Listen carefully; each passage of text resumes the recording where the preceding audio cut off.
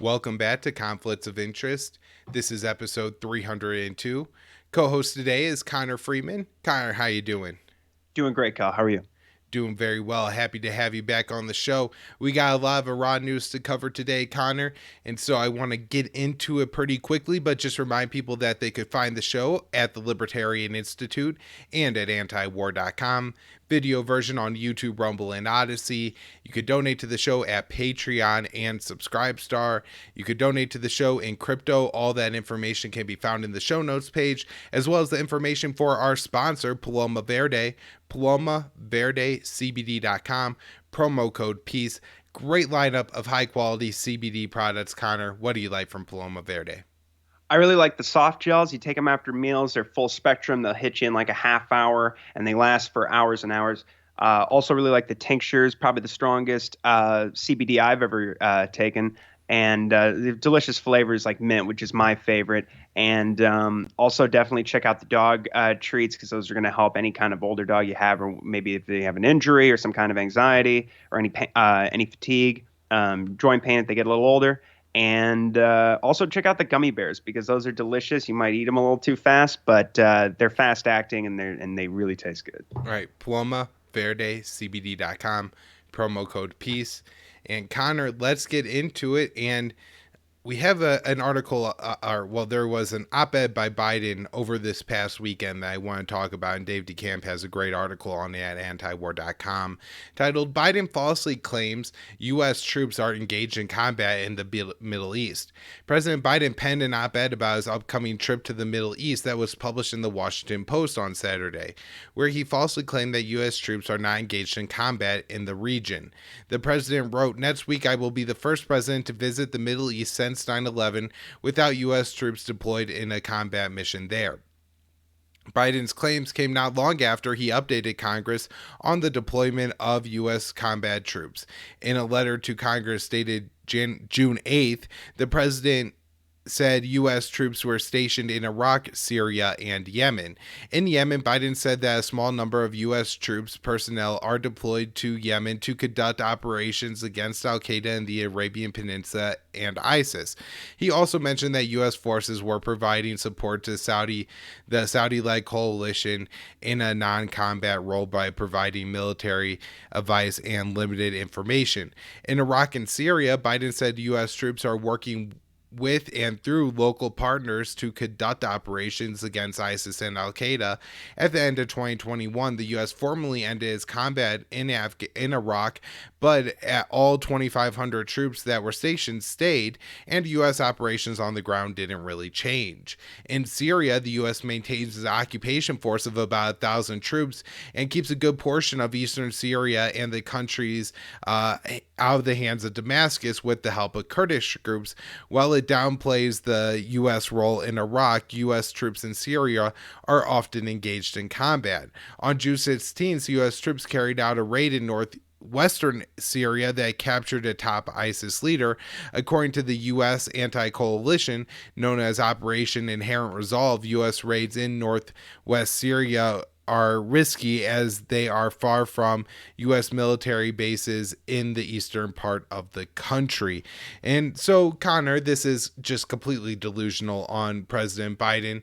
And I don't think that this obviously just isn't, him rambling on. I highly doubt that he wrote any part of this article. I'm sure he reviewed it and signed off on it, but I don't think he actually sat there and did any of the writing here, Connor. So, I thought that article is worth pointing out, and I know you'll have a lot more analysis on Biden's Mideast trip, so I won't get into too much of that.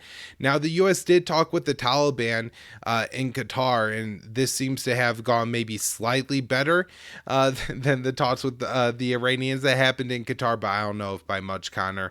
U.S. and Taliban officials held talks in Doha on Thursday to discuss the billions in Afghanistan central bank reserves that the U.S. has frozen since the Taliban took over the country in August 2021 and agreed to hold further meetings. The meeting was the first time first time since March that the U.S. and Taliban officials met face-to-face since March, and comes after the U.S. or after Afghanistan is recovering from an earthquake that killed at least 1,000 people. So, Connor, the U.S. has done nothing as humanitarian situation in Afghanistan has deteriorated over the past year, and it's great that we held another round of talks with the Taliban, but it doesn't seem like much is happening, although the U.S. did, I think, announce $55 million recently in a new round of aid to Afghanistan. Last article today that I have, at least, is from Will Porter at the Libertarian Institute. Afghanistan stripped of major ally status from June 7th, 2022. President Joe Biden is set to revoke Afghanistan's major non-NATO ally MNNA label nearly 1 year after the collapse of Kabul's U.S.-backed government to the Taliban militants. While the White House notified lawmakers of the decision on Wednesday, stating it would rescind the designation without offering a time frame, while largely symbolic with the rise of the Taliban-led government last summer, the move means Afghanistan will no longer receive preferential treatment in arms sales and other military cooperation. Kabul was first made an MNNA under the Barack Obama administration in 2012, when then Secretary of State Hillary Clinton deemed it a powerful symbol of our commitment to Afghanistan's future. Though Clinton declared, "We are not even imagining abandoning Afghanistan," at the time, 10 years and hundreds of billions of dollars later, Washington beat a chaotic retreat from the war-torn nation. In the process, Washington confiscated $7 billion in Afghan state assets and left behind increasingly dire hunger crisis now ravaging the country's poorest. The United States does not recognize the Taliban government, which styles itself as the Islamic Emirate of Afghanistan, leaving billions of funds and a litany of international aid programs in limbo. The MNNA label usually means military and financial privileges for foreign partners, but the State Department has stretched that it does not entail any security commitments and the designated country.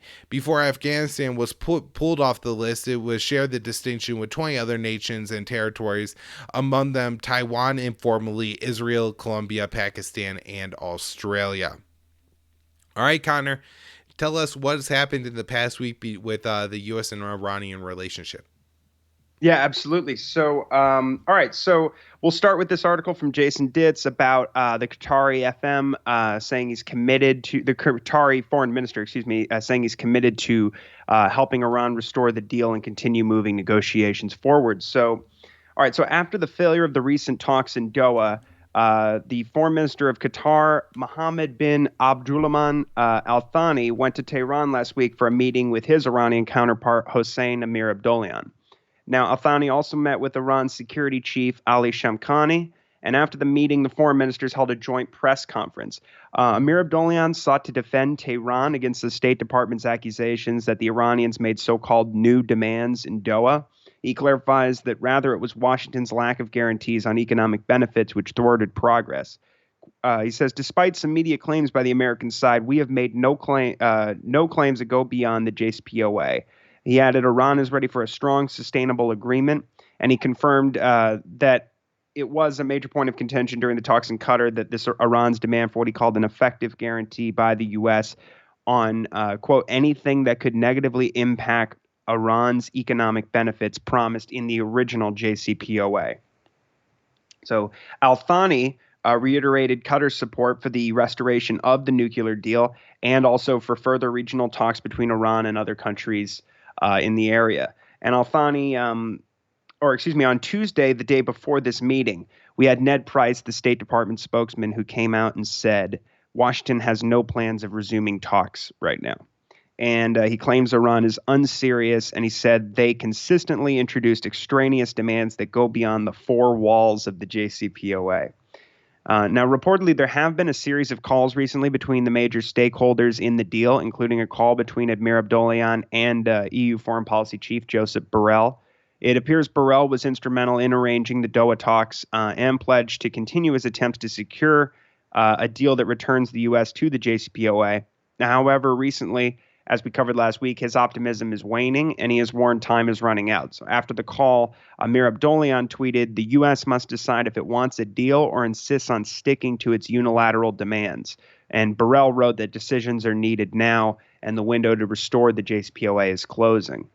On Twitter, the Russian envoy to the Vienna talks, and now if they continue in Doha, to the Doha talks, Mikhail Ulyanov said, he tweeted, "It is high time for the U.S. to take a more forthcoming position. If it is high time for them to take a more forthcoming position," adding that if they are truly committed to returning to the deal, if that is that the real, implying that maybe that isn't the real policy, which I think everybody's starting to realize is the case. Now, Amir Abdollahian also apparently spoke with his French and Omani counterparts last week, and continuing Rafael Grassi's, the IAEA chief's sort of hype against Iran, he's warning that other states in the region are going to expand their nuclear programs in response to Iran walking back its commitments to the deal, which of course it's perfectly within its rights to do under Articles 26 and 36 of the JCPOA, but since the U.S. Unilaterally and illegally exited the deal. Now, in a speech in Australia, the Al Jazeera reports that in a speech in Australia on Tuesday, Grassi said the agency is ready to resume its monitoring activities in Iran, and also warned that Iran's nuclear activities could prompt its neighbors to ramp up their nuclear programs. Quote, "There are countries in the region today looking very carefully at what is happening with Iran, and tensions in the region are rising."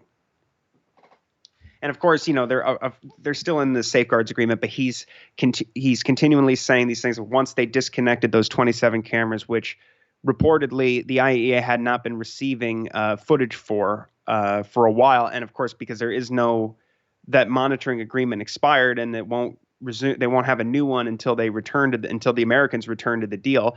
Grassi knows that, but instead of pushing for diplomacy and saying, "Look, we consistently confirmed that they were within, abiding by all the terms of the deal until the U.S. exited, and even then they waited a year." And as they've said, you should call out Israel for all of its attacks on our program, even destroying your equipment, such as your cameras. But of course, that's like pulling teeth, and happened once, and it was almost like a whisper when they actually said it, and they only did it to get the cameras reinstalled. But if they want that footage, they should be pushing for a return to the deal, not hyping up these threats and saying, "Oh my God, we have no idea what's going on in Iran's program, and we're blind now," and all these essentially political lies. So, okay. Now, I have there's a new report in Reuters that the U.S. and Israel are pushing Arab nations to join the military pact against Iran. This is from Dave DeCamp on July 7th. So last week, Reuters reported that Washington and Tel Aviv are laying the groundwork for the anti-Iran military alliance with the integrated air defenses between Israel and these U.S.-backed Arab states. Israeli Defense Minister Benny Gantz previously said the alliance was already operational and had thwarted Iranian attacks, I think he said last year. Now, though the Reuters report has the U.S. assessing that Gantz is overstating the extent of cooperation thus far. And according to Reuters, quote, "The plan would be to build a network of radars, detectors, and interceptors between Saudi Arabia, Oman, Kuwait, Bahrain, Qatar, the UAE, Iraq, Jordan, and Egypt, with the help of Israeli technology and U.S. military bases," three of the sources said. Some states are resistant to this idea, though, especially Iraq, as well as Qatar and Kuwait, as they note in the article. They also say that Abu Dhabi and Riyadh are unsure as well. Both states are, quote, "treading carefully to preserve nascent relations with Tehran." The UAE government said it is not party to any regional military alliance against any specific country and is not aware of any formal talks. We've heard some claims like that as well from other countries, that it sounds like certainly Israel is exaggerating the extent to which this process is moving along. But I think what is clear is that Biden and Washington more generally, and probably especially CENTCOM and a lot of these Iran hawks in Congress and this Abraham Accords caucus, and certainly it appears that the Biden administration itself they would like to move this forward. And they're saying things like, we're going to resume offensive, we might resume our offensive weapon sales to Saudi Arabia. And unfortunately, there was just now an attack in Sada province over the weekend, with the Saudi border guards apparently shooting some Yemeni civilians. I think there may be a couple, maybe I think the number was something like 20 casualties. So far, I think the only confirmed deaths were an infant and a woman. But that's not a good sign. But that's the sort of the first significant, potentially the first significant real violation of the ceasefire there. But and Biden is hyping up. I guess recently he said, "I'm going to be the first president to fly from Israel to Saudi Arabia."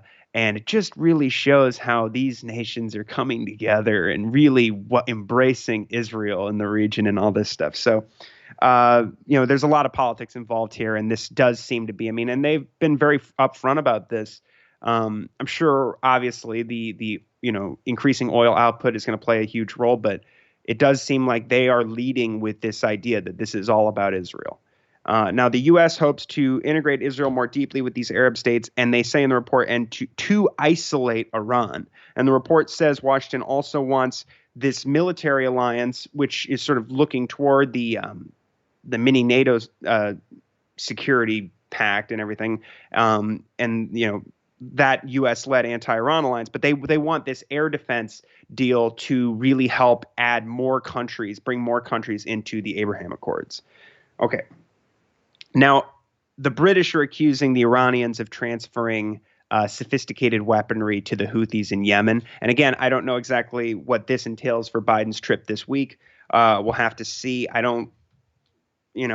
This could be, the implications of this could be pretty bad, because they're also hyping up, and we'll get to this, that Iran is, as I mentioned in my recent article, you're going to see a lot of things about the Iranian drone threat, and Israel's been doing this for a while, and they call it UAV terror and all this, and now they're suggesting that they're sending these to Moscow for the war in Ukraine. But right now, let's talk about Yemen. So London claims its Royal Navy seized sophisticated weaponry, including surface-to-air missiles and engines for land attack cruise missiles that Iran was attempting to supply the Houthis earlier this year. Now, on Friday, Tehran rejected these accusations. The day before, the British announced that they interdicted speedboats off the coast of Iran carrying suspicious cargo. And Al Jazeera's report says the HMS Montrose's helicopter had been scanning for illicit goods in the Gulf of Oman on January 28th and February 25th when it spotted small vessels speeding away from the Iranian coast with, quote, suspicious cargo on deck. A team of Royal Marines then halted and searched the boats, confiscating the weapons in international waters south of Iran. A U.S. Navy guided missile destroyer supported the British warship's February operation, and Fifth Fleet Vice Admiral Brad Cooper said the seizure reflected the Navy's strong commitment to regional security and stability. Now, the Iran Foreign Ministry spokesperson said, her name is Nasser Kanani, I hope I'm pronouncing that correctly, dismissed the allegations as baseless, and called out London's hypocrisy given its long history of arming Saudi and fueling the catastrophic war. So she says, by continuously selling advanced weapons to the self-proclaimed military coalition against the defenseless people of Yemen, Britain is an accomplice in the war and aggression against Yemen, and is in no position to make such baseless accusations against the Islamic Republic of Iran. Okay. Now, Iran has begun extracting 20% enriched uranium from some those new centrifuges we talked about a couple of shows ago, where they're going to be more readily adjustable. And there was this discussion of, I guess they can go from like 5 to 20% in terms of the enrichment level. And now it appears that they are actually extracting uranium, the enriched uranium at 20%. And the IAEA put out a report about this. So this is from Jason Ditz. On Sunday, the IAEA announced Iran has begun extracting 20% enriched uranium from one of its newest centrifuge chains. As Jason Ditz reports, the plans were already reported, and this is just them following through on the announcement. This marks a milestone for Iran's program, as it is the first complete cycle of a third-generation centrifuge cascade designed to be more efficient than the earlier ones. Beyond direct efficiency, Iran has been working with adaptable machines that can be more readily adjusted. Even though this is being spun as development of Iran's program, if anything, that adaptability will make it easier to reverse if a nuclear deal is reached. The objections are just general for it being a civilian nuclear program and it being Iran, if those nations were to be honest. There shouldn't be concern at 20% anyhow, as it is far below the weapons grade levels of over 90%. The enrichment of more uranium to 20% is not a proliferation threat at all. I thought that was very interesting that that's a very, an important point that Jason makes here, that they can use those new machines to obviously, it'll facilitate walking back to the commitments that they made in the deal if the U.S. does return to the agreement.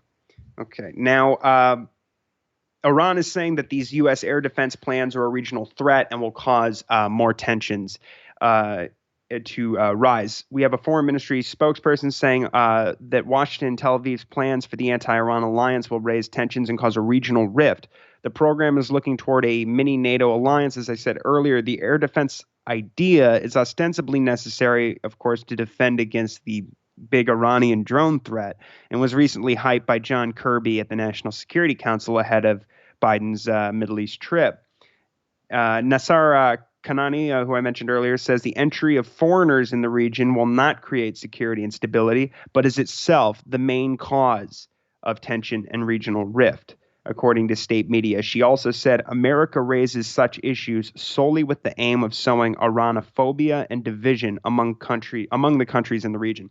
And I'll also point out there's a report in Middle East Eye that is saying that Israel just secretly sent some military officials to Qatar, and this is reported roughly concurrently with the foreign minister's visit to Tehran, and these reports that they're hesitant to join this air defense alliance, the Middle East Air Defense Alliance that Gantz is hyping. And what's interesting is I guess they went to Al Udeid Air Base, which is the forward operating headquarters of CENTCOM, and they said this is part of a security reshuffle, led by CENTCOM right now.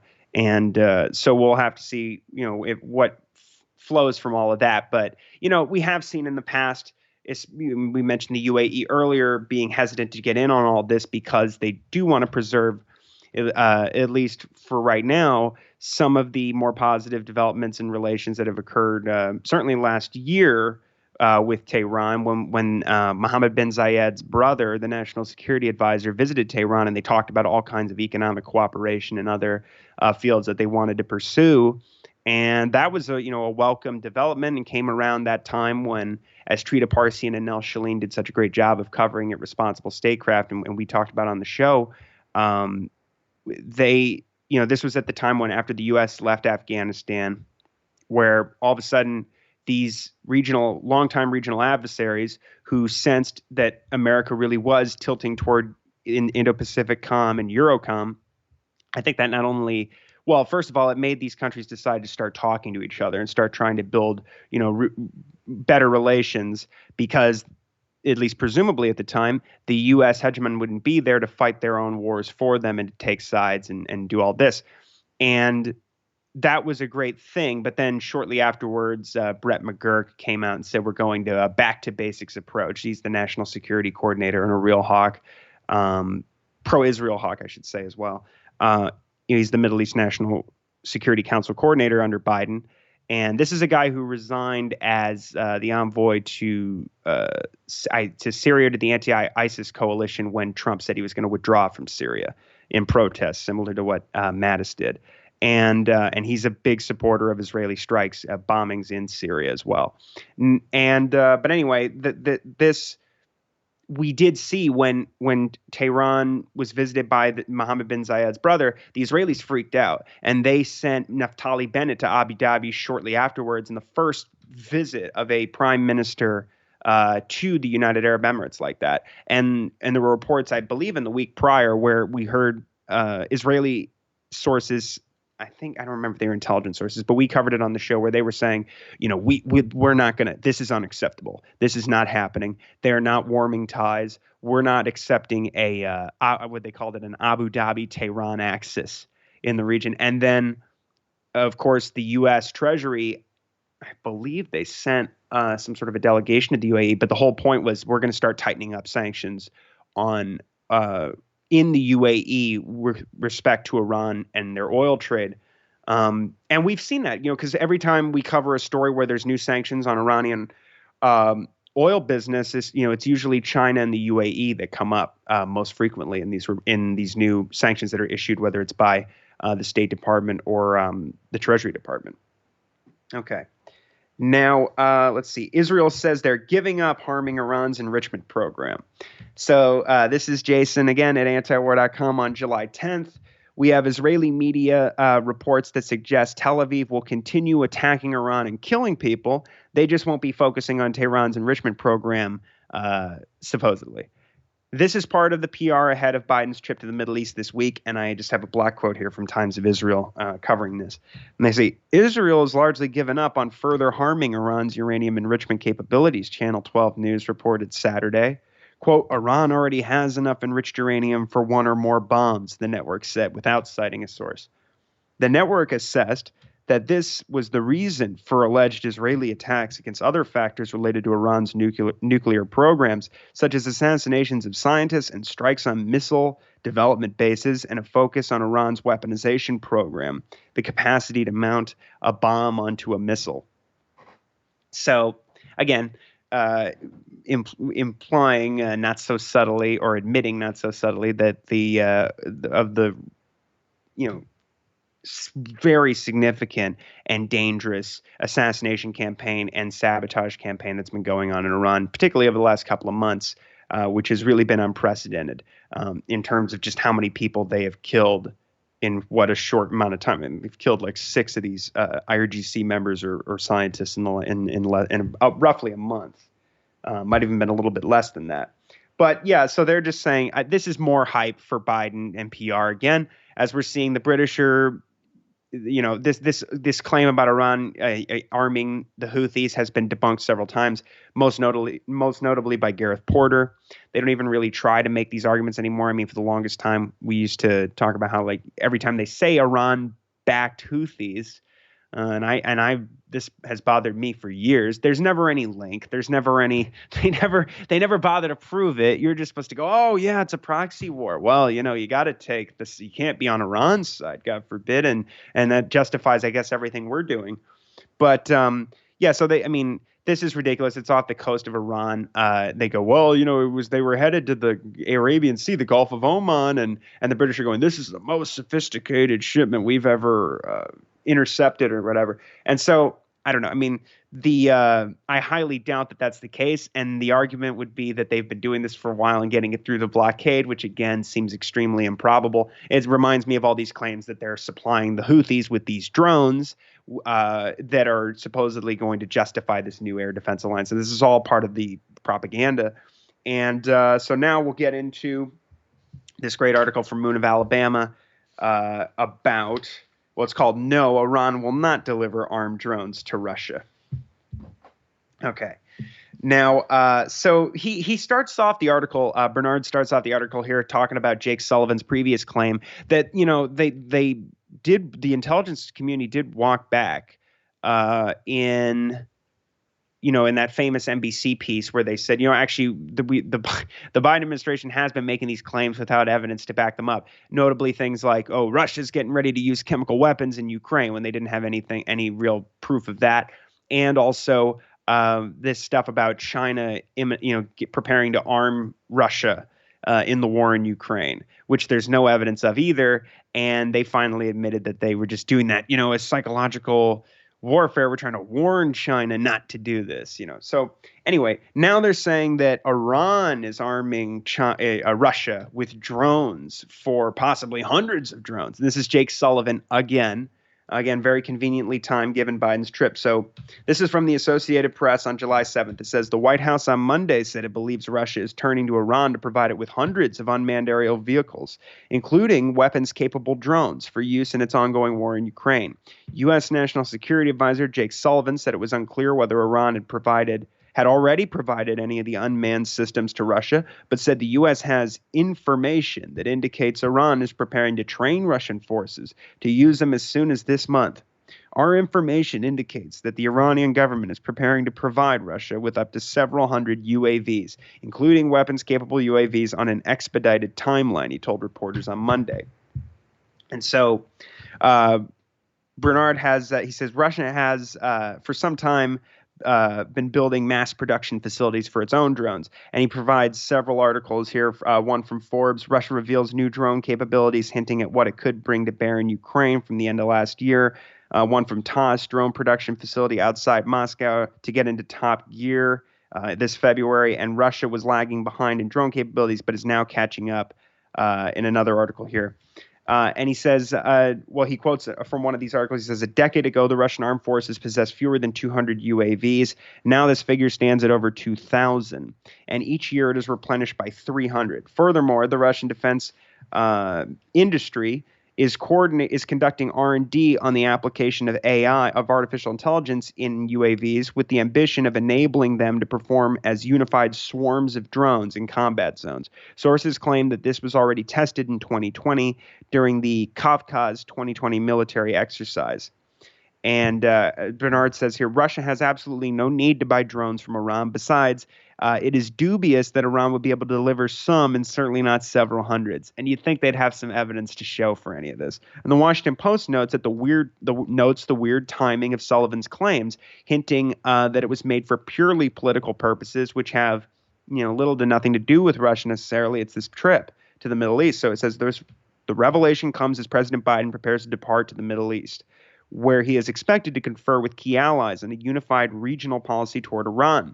Tensions between Washington and Tehran have been further strained in recent weeks amid faltering nuclear talks and an uptick in rocket and drone attacks on U.S. military installations in the Middle East conducted by militia groups armed and funded by Iran, they say. So, as he says, the whole issue is just a talking point designed to put Iran and Russia into the same baddies binder for Biden's talks in the Middle East. The countries there may not like Iran, but they will certainly not allow for a condemnation of Russia.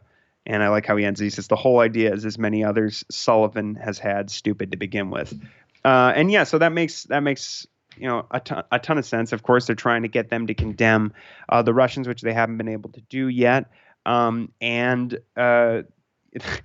trying to offer all these gifts to Saudi Arabia, and again, I'm very concerned that we may see the ceasefire does get broken in Yemen. Although I do believe that MBS has more interest in leaving the war, certainly than the Americans do, and we know that because I believe it was in El Shalin and Trita Parsi who reported in January that they were speaking to, I think, White House staffers and maybe high-level Senate staffers who were saying that, the Biden's policy, and they had already, I think it was McGurk also who said that we want you to stay in the region, involved in the region, even if the war ends in the country, in Yemen.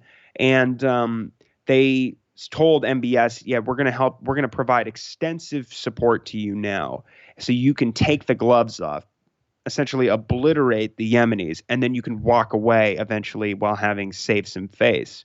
And that's one of the reasons why I believe we saw such a massive escalation in the beginning of this year in the air war.